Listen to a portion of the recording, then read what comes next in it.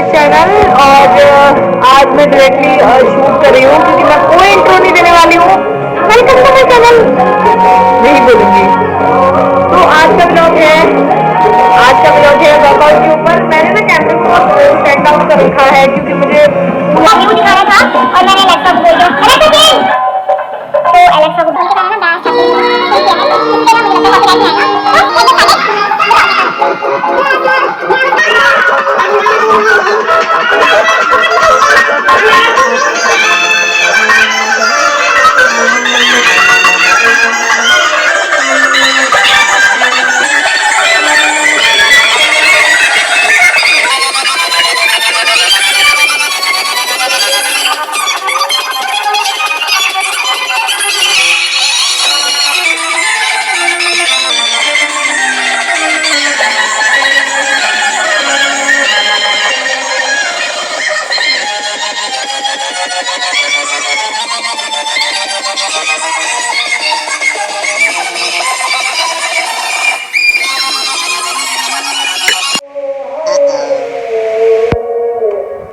तो sorry for this कि background की आवाज ही बंद नहीं होती है क्योंकि पूरा टाइम यहाँ पे सब तो चल रही है। 7 दिन की बात है और भगवान हमारे यहाँ पे आए हैं तो इतना भी प्रॉब्लम नहीं है। थोड़ा सा आपको भी मैनेज करना है। मैं तो मैनेज कर ही रही हूँ और बहुत सारा मैं ही मैनेज कर रही हूँ। आपको भी थोड़ा मैनेज करना पड़ेगा। तो कैसे लगे जुम्बा करके? Zumba is I think prudent and inspiring power spiritual जो आप करके बहुत ज़्यादा रिलैक्स फील करते हो। और किसी ने मुझसे पूछा था कि what is the difference between gym and yoga and Zumba. तो Zumba is a mix with the dance क्योंकि उसमें सारे मूव्स के कोई एटिकल्स होते हैं तो वो मूव्स के अकॉर्डिंग होता है। तो मुझे लगता है कि सबसे ज़्यादा जो इफेक्ट होता है योगा और जुम्बा का वो सारा का सारा वो ज़्यादा डिफरेंट चीज़ है। योगा इज वेरी डिफरेंट क्योंकि उसमें ना शांति, सुकून और अभावशाली शरीर को चीज़ें प्राप्त होती हैं। वैसा इन सब चीज़ों में नहीं होता, दोनों चीज़ों में एसेंशियल नहीं होता। बहुत डिफरेंट है, ये बहुत मिला नहीं सकते हैं। तो मुझे लगता है कि जो लोग वर्कआउट नहीं करते हैं उनके लिए एक अच्छा मैसेज होगा आज के जुम्बा क्लासेस के अकॉर्डिंग कि आप जब भी कोई गाना सुनते हो तो थोड़ा डांस कर लो जिससे बॉडी मूव करती है। ब्लड प्रेशर भी थोड़ा सा मतलब चलने लगता है आपका जो जमा होता है। तो आपको थोड़ी हेल्थ को लेके थोड़ा सीरियस होना होगा क्योंकि क्या होता है ना कि हम लोग खा लेते हैं फिर हम लोग पचाने के लिए कहीं जाते हैं, वॉक नहीं करते, वो चीज़ें मत करो। अगर वो नहीं कर पा रहे तो Zumba is best for you क्योंकि अगर आप घर में गाना लगा के थोड़ा मूव करोगे तो वो भी आपके लिए बहुत ही अच्छा होगा। तो आज का इसलिए मेरा ये तो कोई टॉपिक नहीं था और मेरा कुछ ऐसा है भी नहीं है कि मैं रोज अपनी लाइफ को इतना दिखा पाऊँ अच्छे से। मैं अपनी प्राइवेट लाइफ के बारे में कुछ शेयर नहीं कर रही थी। बीच में मेरे साथ बहुत कुछ गलत चीज़ें हुई है बट मैंने शेयर इसीलिए नहीं की। मुझे लगता है कि मैं खुद तो परेशान हूँ, मैं क्यों परेशान करूँ। मेरे को पता है कि ना इमोशनली और सैडफुली भी मतलब ये करना चाहिए बट मैं पता नहीं क्यों नहीं कर पा रही हूँ। लेकिन इस चीज़ का मुझे अफसोस भी है तो इसलिए आज मैं कुछ बातें आपके साथ शेयर करूँगी आपके साथ जो मेरे मतलब जो कुछ दिन पहले हुई है ना उनके बारे में होंगी और आप रह जाओगे चीज़ें मेरे साथ हुई थी बीच में। मैंने आपको बोला भी था कि मेरा एक और फैमिली पार्टनर आने वाला है ऑन माई रूम, तो वो आ भी गया और चला भी गया। तो उसके बारे में ये चीज़ होने वाली है तो प्लीज़ ध्यान से सुनना कि मैं बस आपको मैसेज देना चाहती हूँ कि आपके साथ कभी ऐसा ना हो जैसा जुम्मा मेरे साथ हुआ है। तो इसीलिए मैं बताने जा रही हूँ ये चीज़ें जो आपको बहुत ही ज़्यादा ध्यान में रखनी है। तो चलो चलते हैं, मैं बताती हूँ आपको मतलब मेरे साथ क्या क्या प्रॉब्लम हुई थी। एक्चुअली मैंने ये फ़ोन इसीलिए लगाया है क्योंकि बाहर की आवाज़ बहुत ज़्यादा पावरफुल है, मुझसे भी ज़्यादा पावरफुल है और मेरे पास मिक नहीं है तो थोड़ा टाइम मुझे करना पड़ेगा क्योंकि मिक जो आया था वो इसमें काम नहीं करा मेरे आईफोन में, तो वो मैंने हटा दिया उसको। तो मैं दूसरा मिक सर्च कर रही हूँ जैसे मुझे मिलता है मैं ले लूँगी। तो मैं आज जो बताने वाली थी जो मेरा मेन टॉपिक था वो है कि मेरे पिछले टाइम पे जो चीज़ें हुई मेरे साथ में गड़बड़ चीज़ें। मैं बस ये बताना चाहती हूँ कि आज के टाइम पे अगर आप किसी के लिए अच्छा भी करते हो ना तो आपको सोचना पड़ेगा कि आप जो अच्छा कर रहे हो वो सही इंसान के लिए कर रहे हो या फिर जो इंसान के लिए कर रहे हो वो आपको ही मतलब आपकी ही ले लेगा। तो ये मोस्ट इम्पॉर्टेंट है। मैंने किसी के लिए सोचा था, किसी के लिए क्या, मैं सीधे सीधे बोलती हूँ, मैंने रूममेट रखने की सोची थी क्योंकि मुझे बहुत अलोन फील होता है और हमेशा मतलब ऐसा लगता है कि बहुत साइलेंट है हमेशा। तो मैंने सोचा था कि मतलब मैं कोई लड़की रखूँगी अपने साथ में रूम पे। तो एक लड़की थी जिसको मैंने रखने का सोचा था, जिसके लिए मैंने बोला था कि वो लड़की आने वाली है, लेकिन जैसे ही वो आई तो मुझे उसका कुछ टाइम से ना बिहेवियर अच्छा लग रहा है, लाइक रूम में गंदा संदा करना, लाइक कुछ भी मतलब अपनी जगह पे नहीं होता था, जबकि मेरे साथ ऐसा सीन नहीं था। मैं हमेशा हॉस्टल में भी रही हूँ, तब भी मैं सफाई is very important for me. मेरी फैमिली भी बहुत सफाई वाली है, तो मेरे को थोड़ा गंदा नहीं अच्छा लगता, जैसे टॉवल कहीं पे भी पड़ा है, कुछ भी कहीं पे पड़ा है, वो मुझे पसंद नहीं आता। मेरी हर एक चीज़ मतलब सेटेड होती है, अपनी जगह पे मिलती है। बट ऐसा नहीं था उसके साथ में। क्या हो रहा था कि मैं अच्छे से कम्युनिकेट नहीं कर पा रही थी कि मतलब उसकी कोई चीज़ कहीं पड़ी है कहीं पड़ी है। तो मेरे को, मैंने उसको बोला था, मैंने उसको कई बार बोला है एग्जैक्टली जब से वो आई थी 5-10 दिन मैंने उसको बहुत बोला, और फिर भी ऐसा नहीं हो पाया। जब मैंने उसको बोल दिया कि मुझे इसको रखना नहीं है, बट उसने मुझे धमकी दी कि अगर मैं उसको नहीं रखूंगी तो वो मेरे ऊपर केस कर देगी, लाइक मैंने उसके साथ मारपीट की है या फिर कुछ भी ऐसा वैसा केस कर देगी। तो मैं बहुत फ्रीली बैठी हुई थी कि केस कौन करता है यार, ये मेरे को धमकी दे रही है। फिर मैंने बोल दिया उसको कि तू करके दिखा दे जो भी करना है, बट मैंने फिर भी रिलैक्स थी क्योंकि मैं गलत नहीं हूँ, तो मैं रिलैक्स ही होंगी ऑलमोस्ट। तो कुछ टाइम बाद मुझे पता चला एग्जैक्टली उसने मतलब केस किया था, और उस केस से छुटकारा भी मिला मुझे मैक्सिमम 6 घंटे में।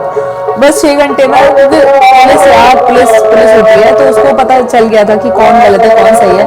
उसको बहुत मार भी लगी, इतनी मार लगी ना, उतना तो मैं भी नहीं कभी कर सकती थी, तो जो उसने मेरे साथ किया ना बहुत गलत था। उसके बाद पुलिस को पता चला ना कि गलती किसकी है।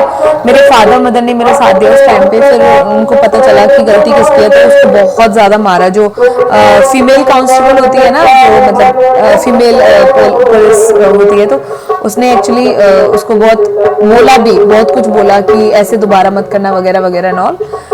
उसके बाद मतलब 3 उसने की और फिर भी केस मेरे अकॉर्डिंग चला, क्योंकि पावर ऑफ ट्रुथनेस। तो हमेशा मेरा बस कहना ये है कि अवेयर होना बहुत ज़रूरी है आपको पहले से।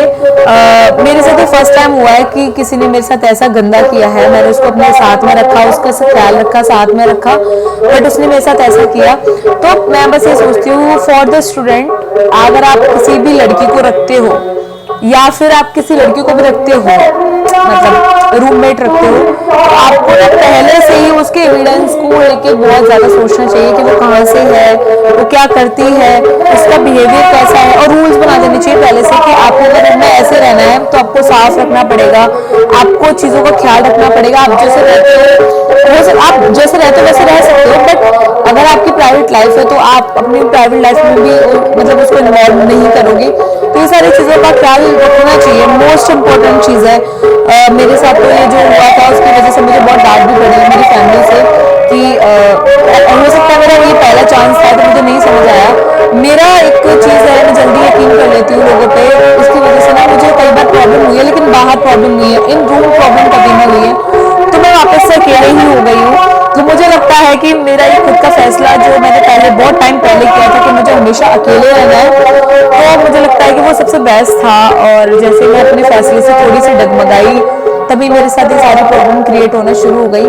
बट हाँ, इन सब चीज़ों में एक चीज़ अच्छी हुई है कि मुझे पता चला है, जैसे हर नेगेटिव चीज़ से ना कुछ आपको सीखने को मिलता है, तो होना भी ज़रूरी है। अप एंड डाउन तो सबकी लाइफ में आते हैं, कभी प्रॉब्लम्स भी आती है, पूरी सीधी लाइफ ट्रैक पे तो नहीं चल सकती। तो मुझे बस इन सब चीज़ों से सीख मिली है, और मैं आपके साथ शेयर करना चाहती हूँ कि कभी भी ऐसा मत करना कि डायरेक्टली किसी पे भरोसा करके आप उसको ले आओ सिर्फ वो रोने धोने पे, या फिर आप उसके साथ अगर अच्छा कर रहे हो तो आप देखो कि आप जिसके साथ अच्छा कर रहे हो क्या वो आपके लिए भी उतना ही अच्छा है।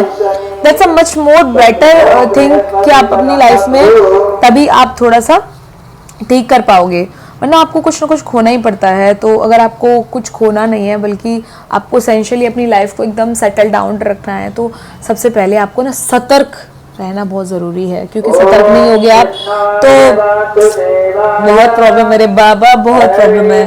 तो ऐसा मेरे साथ हुआ, मैं शेयर करने से डर रही थी, मुझे लग रहा था कि कोई बड़ी बात नहीं है, 5-6 घंटे में सारा मामला शॉर्टलिस्ट हो गया था। बट मोस्ट इम्पोर्टेंट है, इसीलिए मैंने शेयर किया मेरी छोटी लाइफ का छोटा सा ये गंदा पार्ट, जो मुझे मैं गंदा ही बोलूँगी लिटरली, क्योंकि मैंने उसके साथ अच्छा किया और इतना गंदा मेरे साथ हुआ ना, तो फिर गंदा ही है वो, मेरे लिए गंदा ही है। अब जिसको जो सोचना है वो सोचेगा।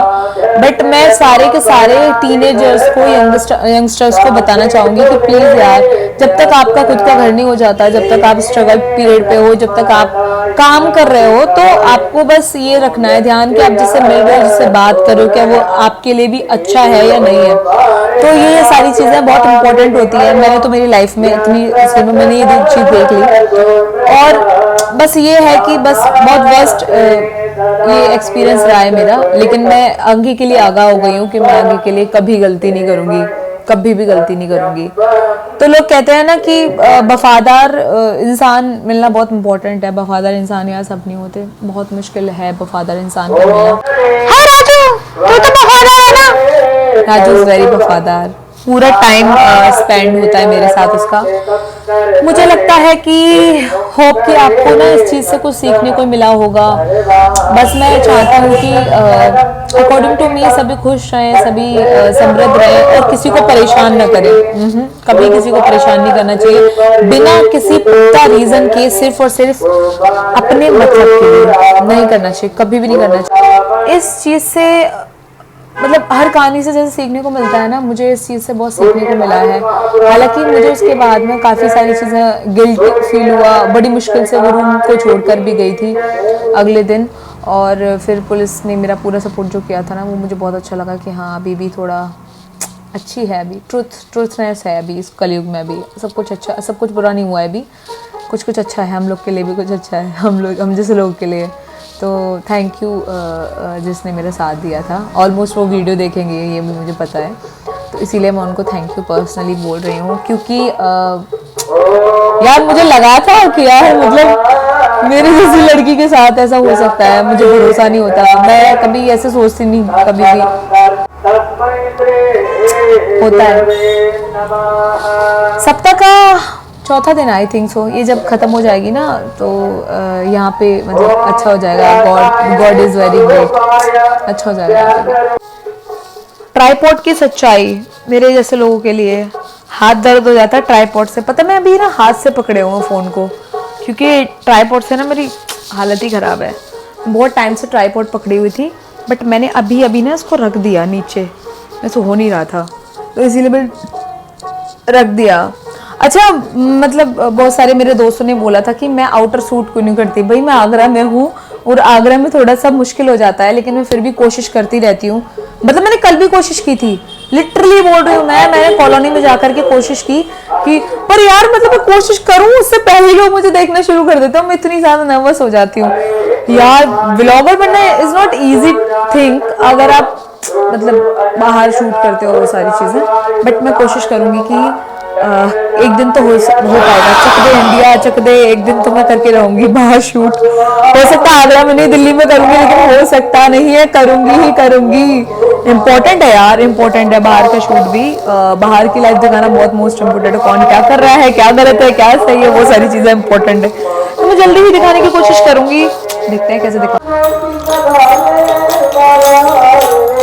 That's the best motivation। अगर आप स्ट्रीम वेल रखते हो, वेल्स आपको बहुत ही अच्छा पॉजिटिव एनर्जी देती है, और सबसे बड़ी बात है मतलब आपकी लाइफ को ना एक अलग ही नजरिया दे देती हैं। और विंडोज तो मेरी फेवरेट है ही है। ये कौन कर रहा है?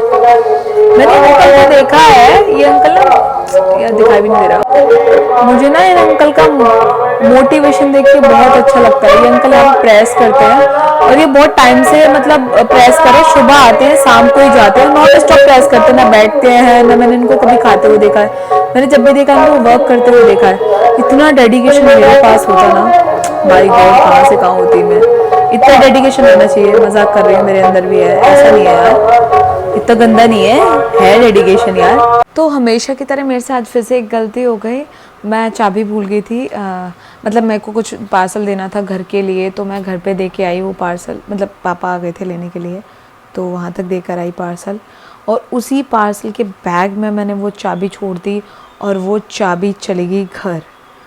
और मुझे रूम पे आके पता चला, फिर लॉक मैंने देखा, लॉक को तोड़ने की कोशिश की, पता नहीं वीडियो क्यों नहीं बनाई मैंने, वीडियो बनानी चाहिए, बट बहुत अंधेरा था, वैसे भी कुछ दिखाई नहीं दे रहा था। फिर मैं वापस गई 2.5 किलोमीटर, फिर वापस से वहाँ पे चाबी ली, चाबी लेके वापस से आई और मेरी ये हालत है।